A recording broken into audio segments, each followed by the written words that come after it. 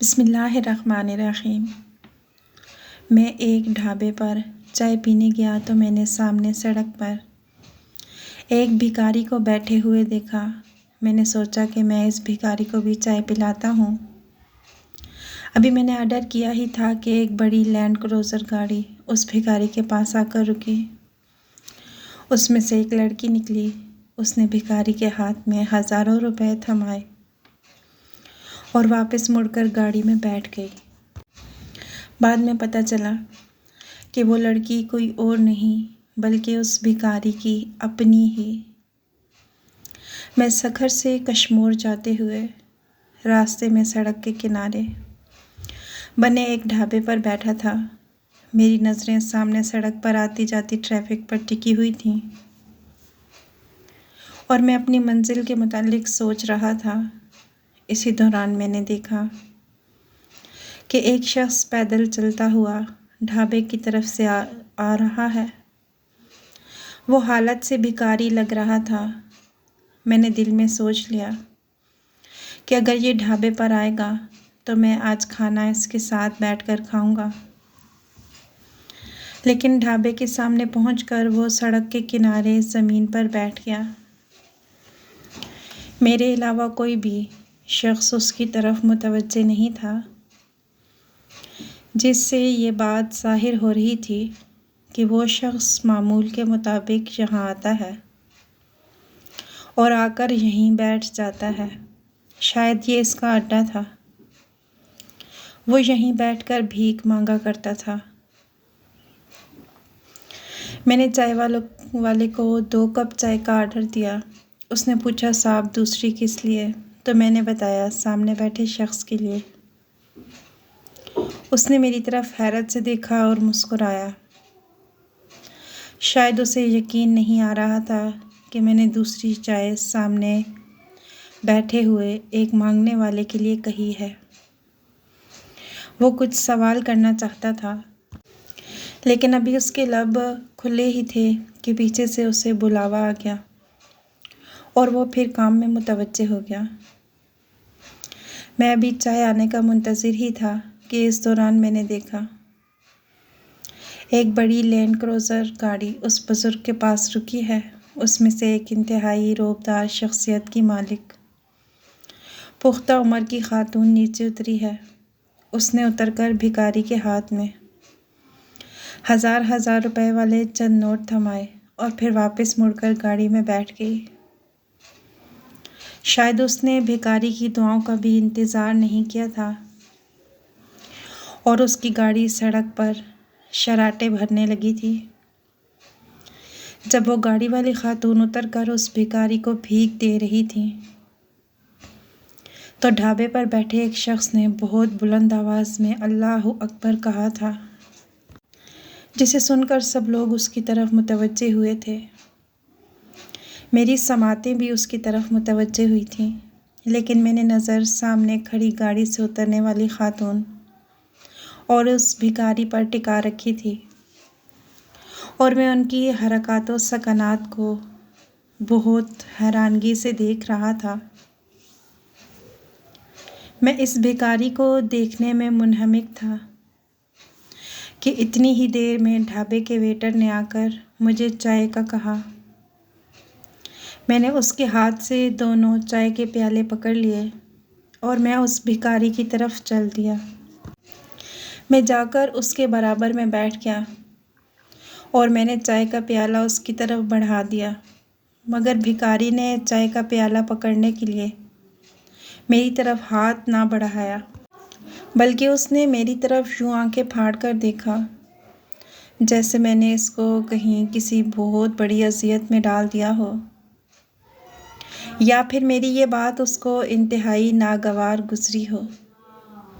خیر میں نے پیالے کو آگے بڑھائے رکھا اور اس انتظار میں تھا کہ وہ ہاتھ بڑھا کر چائے کو پکڑ لے، لیکن اس نے نہ پکڑا۔ اتنی دیر تک پیچھے سے ویٹر کی پھر آواز آئی اور اس نے بتایا کہ صاحب جی یہ چائے لے کر نہیں پیے گا، تو پھر میں واپس مڑ آیا۔ میرے دونوں ہاتھوں میں چائے پہلے کی طرح تھی۔ میں آ کر ان بابا جی کے سامنے بیٹھ گیا۔ جنہوں نے بآواز بلند اللہ اکبر کہا تھا، میں نے ایک پیالہ ان کی طرف بڑھایا تو انہوں نے بسم اللہ کر کے وہ پکڑ لیا اور مجھے کہا کہ بے شک اللہ تعالیٰ وہاں سے رزق کے دروازے کھول دیتا ہے جہاں سے ہماری سوچ بھی نہیں ہوتی۔ میں نے ان سے پوچھا کہ کیا مطلب ہے؟ میں آپ کی بات نہیں سمجھا۔ کیسا رزق کا دروازہ؟ تو انہوں نے بتایا کہ میں صبح کا یہاں آ کر بیٹھا ہوا ہوں اور اکثر بیٹھا رہتا ہوں۔ یہاں آ کر بیٹھنے کا مقصد محض ایک چائے کی پیالی ہوتا ہے جو روز اللہ تعالیٰ مجھے کسی نہ کسی کے وسیلے سے دے دیتا ہے، کیونکہ میرے پاس چائے کی ایک پیالی تک خریدنے کے پیسے نہیں ہوتے۔ آج دیکھ لو آپ کہاں سے چلے اور کہاں آ کر مجھے چائے پلائی۔ میں ان کی بات سے بہت متاثر ہوا اور پھر میں نے ان سے پوچھا، جب گاڑی سے اتر کر خاتون اس بھکاری کو پیسے دے رہی تھی تو آپ نے بآواز بلند اللہ اکبر کیوں کہا تھا؟ میری بات سن کر بابا جی مسکرائے اور پھر میری آنکھوں میں آنکھیں ڈال کر کہا کہ میں بتاؤں گا تو تم یقین نہیں کر پاؤ گے۔ میں نے کہا آپ بتائیں، میں یقین کروں گا۔ کیوں نہیں کروں گا؟ تو انہوں نے بتایا کہ بھیک مانگنے والا شخص باپ تھا اور جس خاتون نے خیرات کی اور بھیک دی وہ اس کی سگی بیٹی تھی۔ میں یہ بات سن کر واقعی بابا جی کی اس بات پر یقین نہیں کر پایا تھا اور میں ہکا بکا انہیں دیکھنے لگا۔ میں نے بابا جی سے وضاحت کرنے کے لیے کہا تو انہوں نے بتایا کہ یہ بھکاری شخص کسی دور میں بہت بڑا رئیس تھا۔ یہ گھوٹکی کا رہنے والا تھا۔ اس کا کباڑ کا کاروبار تھا۔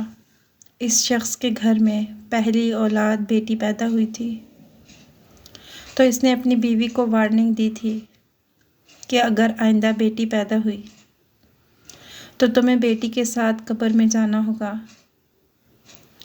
اس کی بیوی نے التجا کی تھی کہ مجھے قبر میں نہ بھیجنا اور نہ ہی اپنی اولاد کو قتل کرنا۔ اگر تم چاہو تو مجھے طلاق دے دینا، میں اپنی بیٹیوں کو پال لوں گی۔ مگر تب اس کے پاس دولت ہی بہت تھی، اس لیے یہ خود کو فرعون سمجھ رہا تھا۔ اللہ تعالیٰ کو بھی اس کا امتحان مقصود تھا، اس لیے اگلی بار اللہ تعالیٰ نے اس کو جڑواں بیٹیاں عطا کر دیں۔ بیٹیوں کی پیدائش کے ٹھیک ایک ہفتے بعد اس نے اپنی بیوی اور تینوں بیٹیوں کو زہر دے دیا۔ اس بھکاری نے رات کو 12 بجے کے بعد اپنی بیوی اور بچیوں کو زہر دیا اور ٹھیک 1:15 بجے اس کی بیوی کے میکے والے اس کے دروازے پر پہنچ گئے، کیونکہ اس کی بیوی کی چھوٹی بہن گھر والوں سے ضد کر رہی تھی کہ ہماری بہن کو زہر دے کر مار دیا گیا ہے۔ وہ کہتی تھی کہ مجھے یہ بات خواب میں مرشد بتا کر گئے ہیں۔ جب اس کی بیوی کے میکے والے پہنچے تو واقعی ان کی بیٹی کو زہر دیا گیا تھا، جس کی وجہ سے ان کی اپنی بیٹی اور ان کی 2 نوزائیدہ نواسیوں کی موت ہو چکی تھی۔ ایک بڑی نواسی کی سانسیں چل رہی تھیں مگر وہ مسلسل تڑپ رہی تھی اور اس کے منہ سے جھاگ نکل رہا تھا۔ اسے اٹھا کر فوراً ہسپتال پہنچایا گیا، باقی دونوں کو بھی ہسپتال لے جایا گیا، لیکن ان کی موت کی وہیں تصدیق کر دی گئی اور ان کی بڑی نواسی جو پہلی اولاد تھی اسے داخل کر لیا گیا۔ اس کی بیوی کے میکے والوں نے قانونی کارروائی کرنا چاہی مگر یہ شخص پیسے والا تھا۔ اس نے پولیس اور عدالتوں کے ساتھ میل ملاپ کر کے یہ ثابت کر دیا کہ دودھ کے اندر زہر نہیں ملایا گیا تھا بلکہ دودھ کے اندر کوئی زہریلا کیڑا گر گیا تھا جو بچوں نے اور اس کی بیوی نے پی لیا، جس کی وجہ سے ان کی موت واقع ہو گئی۔ اس طرح سے یہ شخص قانون کی گرفت سے بچ گیا لیکن اللہ تعالیٰ کی گرفت میں آ گیا۔ اس شخص نے دوسری شادی کی اور جس خاتون سے دوسری شادی کی وہ انتہائی شاطر تھی، اس نے اس کا سب کچھ ہتھیا لیا اور اسے گھر سے نکال باہر کر دیا۔ یہ در بدر کی ٹھوکریں کھانے لگا اور دماغی توازن بھی کھو بیٹھا۔ جبکہ اس کی ایک بیٹی جو بچ گئی تھی، اس کی پرورش اس کی خالہ نے سنبھالی، کیونکہ نانا نانی تو اپنی بیٹی اور 2 نواسیوں کی موت کے بعد تقریباً مر ہی گئے تھے۔ وہ اب اپنی اس نواسی کی پرورش کرنے کے قابل ہی نہیں رہے تھے، کیونکہ انہوں نے بڑھاپے میں بہت بڑا دکھ دیکھا تھا۔ خالہ نے اپنی بھانجی کی پرورش کے لیے بہت ساری قربانیاں دیں، یہاں تک کہ وہ شادی بھی نہ کر سکی۔ کوئی بھی شخص اس کو ایک چند سالہ بچی اور 2 بوڑھے والدین کی ذمہ داری کے ساتھ قبول کرنے کے لیے تیار نہیں تھا، اور وہ ان رشتوں کو چھوڑنے کے لیے تیار نہیں تھی۔ مجبوراً اسے تنہا ہی اپنی جوانی گزارنا پڑی۔ اس کے والدین کی موت کے بعد وہ اپنی بھانجی کو لے کر کراچی منتقل ہو گئی۔ رزق کمانے کے چکروں میں بھی کراچی چلا گیا، کیونکہ میرا تعلق بھی اس بھکاری کے بیوی کے میکے والے گاؤں سے تھا اور میں ان کو اچھی طرح جانتا تھا۔